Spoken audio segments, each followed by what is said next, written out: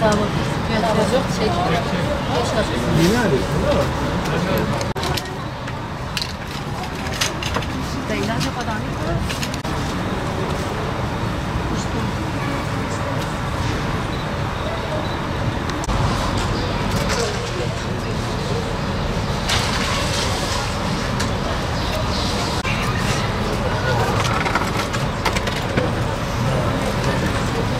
Sur ilçesinden katılıyorum.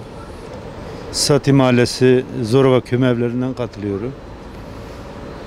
Geçenlerde Çınarlı bir yaşlı dayı vardı, engelli olan. Ondan etkilendim ve 5 yıldır çocuğumdan haber alamıyorum. 50 sefer ben bu binaya girip çıktım. Bir çözüm alamadım. Doğan Güger. 20 yaşında. Psikoloji hastalığı vardı 20 yaşında. Şimdi 25 yaşındadır. Hastaydı. Yani tedavisini görüyordu. Ama buraya girdiğini biliyordum. Söylediler burada olduğunu. Bulamadım. Hiçbir yanıt vermediler. Burada değil dediler. Burada değil, görmedik ve gibi şeylerle avundurdular. Biz de elimizi avucumuzu bağlayarak sağdan soldan aramaya başladık. Bulamadık. Bir sefer ben 2 sefer Kandil'e gittim. Yani Kuzey Irak'a gittim. Kendisini bulmak için bulamadım. Göstermediler. Burada değil dediler. Yine bir hafta 10 gün oralarda dolanıp tekrar Türkiye'ye döndüm. İşte bu.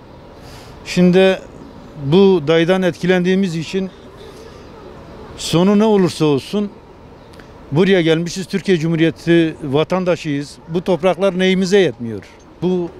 Bu analar ağlamasın yeter. Bu anaların çocuklarını versinler. Anaların yüreği yanmasın yeter. Çocuklarını daha kaçırmasınlar. Götürmesinler.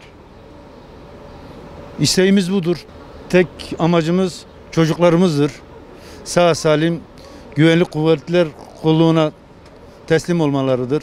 Sonu ne olursa olsun çocuklarımızın peşini bırakmayacağız. Nasıl ortada? Diyarbakır'a geldi, ortadan kayboldu o gün. Nereye gitti, ne oldu? Araştırdım, soruşturdum. Kaybolduğunu gördüm. Ya evden ne diye çıktı? Evden buraya misafirliğe geldi. Misafirliğe geldikten sonra sabah amcamın oğlu onu görüyor, dayısı. Teyzesini de görüyor.